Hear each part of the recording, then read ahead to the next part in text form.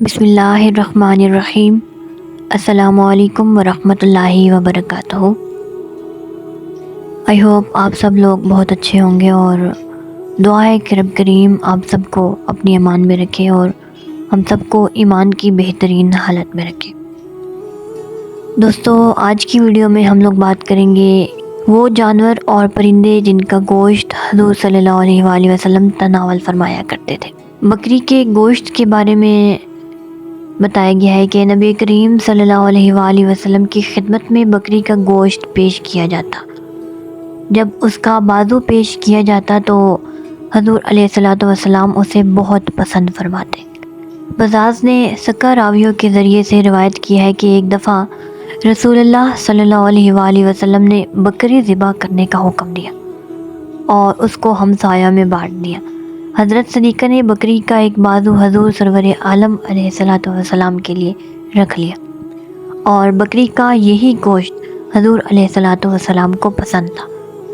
جب رحمت عالم علیہ الصلوۃ والسلام کاشانہ اقدس میں تشریف لے آئے تو ام المومنین نے عرض کی، یا رسول اللہ، بکری کا سارا گوشت تقسیم کر دیا ہے، ہمارے پاس صرف اس کا ایک بازو باقی رہ گیا ہے۔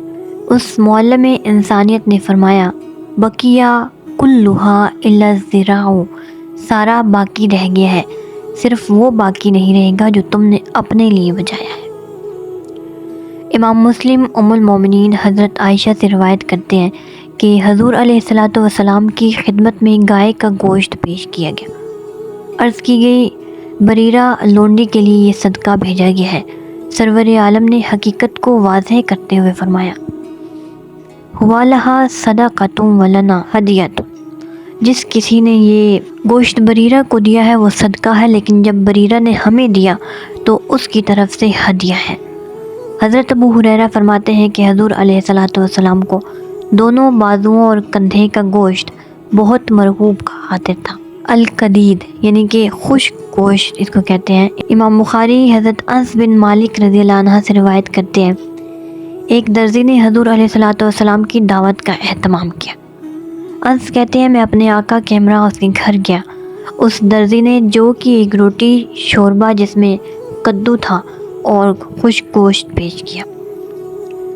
حضرت عائشہ سے پوچھا گیا کہ جانوروں کا گوشت کدھر کرتی تھی؟ آپ نے فرمایا، ہم قربانی کے جانوروں کے پائے حفاظت سے رکھ لیتے ہیں اور 1 ماہ بعد حضور علیہ الصلوۃ والسلام انہیں پکوا کر تناول فرماتے، اور ہمارے آقا و مولا بکری کا گوشت بھون کر بھی تناول فرمایا کرتے تھے۔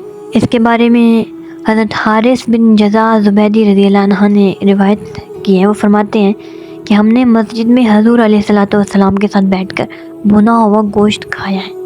حضرت جابر روایت کرتے ہیں کہ میرے والد نے مجھے حکم دیا کہ حریرہ بناؤ، یہ ایک قسم کا حلوہ ہوتا ہے، تو وہ فرماتے ہیں کہ میں نے بنایا، پھر میرے والد نے حکم دیا کہ میں یہ لے کر حضور علیہ الصلوۃ والسلام کی خدمت میں پیش کروں۔ جب میں حاضر ہوا تو حضور علیہ الصلوۃ والسلام مسجد میں تشریف فرما تھے۔ حضور علیہ الصلوۃ والسلام نے پوچھا، جابر تمہارے ساتھ کیا ہے؟ کیا یہ گوشت ہے؟ میں نے نفی میں جواب دیا۔ پھر میں اپنے والد کے پاس آیا، انہوں نے پوچھا، کیا تم نے رسول اللہ صلی اللہ علیہ وآلہ وسلم کی زیارت کی ہے؟ میں نے کہا ہاں۔ حضور علیہ الصلوۃ والسلام نے مجھے فرمایا، جابر تمہارے پاس گوشت ہے؟ تو میرے والد نے کہا، اس سے معلوم ہوتا ہے کہ حضور علیہ الصلوۃ والسلام کو گوشت کی رغبت تھی۔ میرے باپ نے حکم دیا کہ گھریلو بکری ذبح کر دو، بس میں نے ذبح کی، پھر اس کا گوشت بھونا، مجھے حکم دیا کہ بارگاہ رسالت میں یہ گوشت پیش کرو۔ میں حاضر خدمت ہوا تو حضور علیہ الصلوۃ والسلام نے پوچھا، کیا لایا ہو؟ میں نے عرض کی، بکری کا بھنا ہوا گوشت لایا ہوں۔ حضور علیہ الصلوۃ والسلام نے دعا دیتے ہوئے فرمایا، اللہ تعالیٰ تمام انصار کو جزائے خیر عطا فرمائے، خصوصاً عبداللہ بن عمرو بن حرام اور سعد بن عبادہ رضی اللہ عنہم کو۔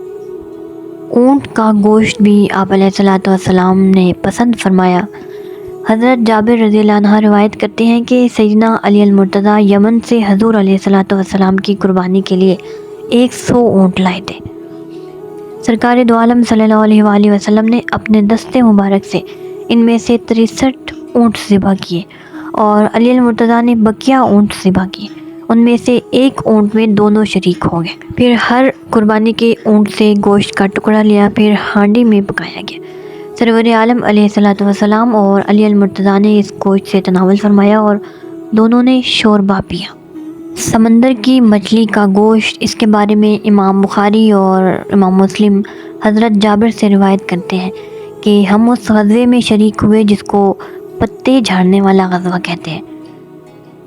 اس کی وجہ یہ تھی کہ اشیاء خوردنی جب نایاب ہو گئی تو ہم درختوں کے پتے جھاڑ کر انہیں ابال کر کھایا کرتے تھے۔